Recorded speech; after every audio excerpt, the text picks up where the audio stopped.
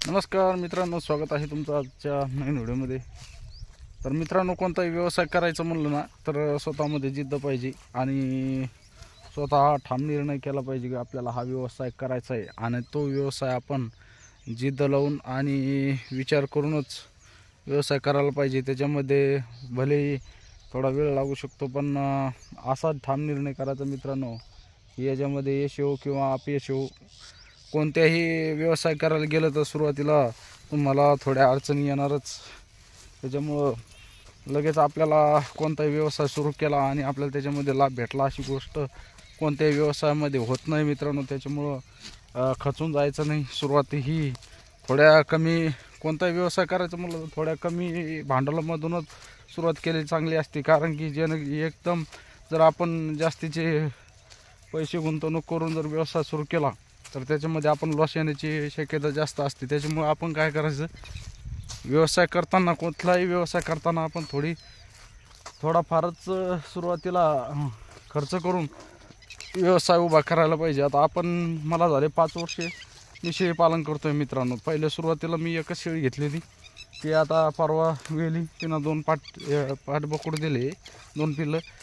आणि नंतर आपण काय केलं मित्रांनो, एक स्टेप बाय स्टेप ती शेळी घेतल्यानंतर परत दुसरी शेळी घेतली। अशा 2 शेळ्यावरती आपण 6 महिने काम केलं। 2 शेळ्याच्या नंतर मग आपण त्याच्यानंतर 6 महिने त्याच्यावर आपल्याला नॉलेज आल्याच्या नंतर आपण परत 2 शेळ्या वाढवल्या, म्हणजे असं 4 शेळ्यावर आपण 1-1.5 वर्ष काम केलं। नंतर आपल्या शेळ्यामध्ये वाढ केली, तरी पण आपल्याकडे सध्या 5 शेळ्या, म्हणजे 6 शेळ्या आहेत जाणलेले म्हणजे आता जनाला आलेले आहेत काही।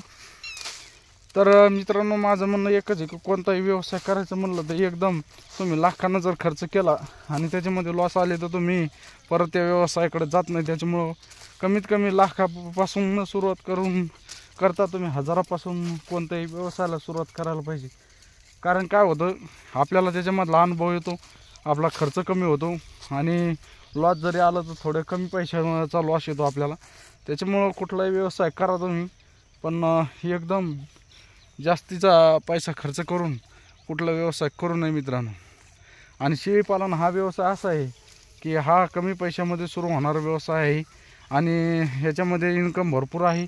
फक्त एकदा नॉलेज येऊस्तर, एकदा चांगली माहिती होऊस्तर कुठला व्यवसाय थोडा जडत जातो। आणि मित्रांनो, आता जवळपास 5 वर्ष झाली तर आपल्याला याच्यामध्ये कुठलीही नुकसान झालेलं नाही आणि कुठलाही लॉस आलेला नाही आतापर्यंत, कारण की आपण जास्त खर्च केलेला पण नाही तुम्हाला सांगायचं म्हणजे। कारण की आपण दमादमानच व्यवसाय सुरू केलेला आहे आणि आतापर्यंत एकही रुपयाची आपल्याला नुकसान ह्या व्यवसायामध्ये झालेली नाही। कारण की मित्रांनो, आपण नियोजनच तसं केलेलं आहे, स्टेप बाय स्टेप, जास्त धावपळ नाही केली, जास्त पैसा खर्च नाही केला। जसं जसं आपल्याला हे होईल तसं त्या पद्धतीनं आपण नियोजन केलेलं आहे। तर मित्रांनो, माझं म्हणणं एकच आहे, कोणताही व्यवसाय सुरू करा तुम्ही, पण कमी पैशामध्ये सुरू करा। बस आता बघा, याच्यामध्ये आपण भरपूर काही वाढ करू शकतो, इथून समोर वाढ करणारच आहोत। पण कसं आहे, आता कोणी म्हणतं मला 100 शेळ्यापासून सुरू करायचं आहे, कोणी म्हणतं 50 शेळ्यापासून शेळीपालन सुरू करायचं। पण मित्रांनो, एवढी जर भरारी घेतली आपण, पुढं चालून जर आपल्यावरती काही संकट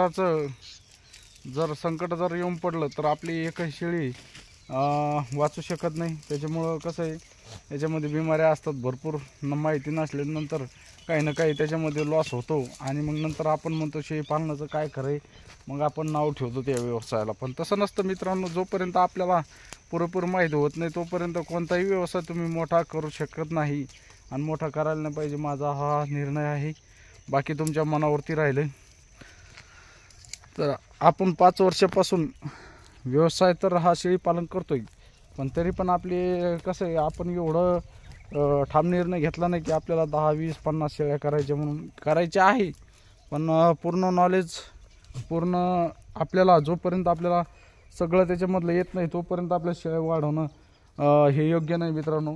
कारण कसं असतं, शेळी पालन करणं आपलं तोंडातोंडी सांगणारे भरपूर असतात की बाबा असं करा तसं करा, पण ज्या वेळेला आपलं प्रॅक्टिकल आपल्याला शेळी पालन करावं लागतं, स्वतः त्याच्यामध्ये उतरावं लागतं, त्यावेळेला कळतं आपल्याला की शेळी पालन किती अवघड आहे म्हणून.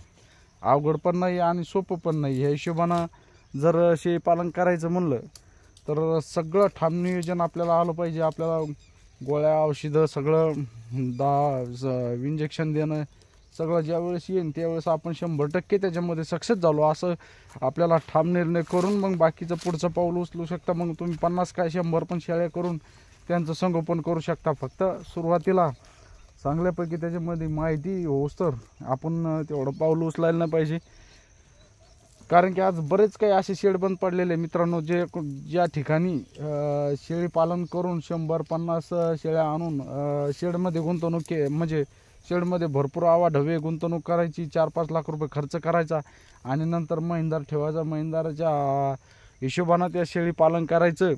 तर महिंदाराच्या हिशोबानं कधीच शेळी पालन होऊ शकत नाही मित्रांनो. जोपर्यंत आपण स्वतः लेंडी झाडत नाही तोपर्यंत ह्या व्यवसायामध्ये सक्सेस होत नाही. तुम्ही महिंदार लावून तुमचं 1 रुपयाचं त्याच्यामध्ये इन्कम होणार नाही. त्याच्यामध्ये नुकसान 100% होणार पण इन्कम कदापि होणार नाही. कारण की असे बरेच शेड कशामुळे बंद पडलेले, फक्त महिंदारामुळे बंद पडलेले.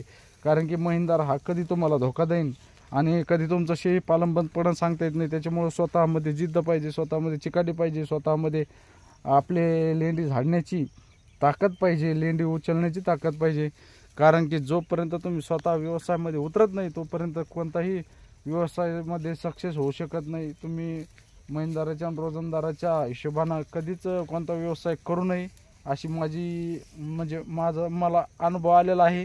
कारण की मी बरेच यूट्यूबवरती असे शेड बघितलेले आहे की तिथं 5-5 लाख रुपये खर्च करून शेळ्या आणून 100 शेळ्या आणून त्याच्यानंतर तो शेड बंद पडलेला आहे. आज त्या शेडला ताळा लागलेला आहे आणि पूर्ण शेळ्या विकावं लागल्या, त्या पण लॉसमध्ये विकावं लागल्या.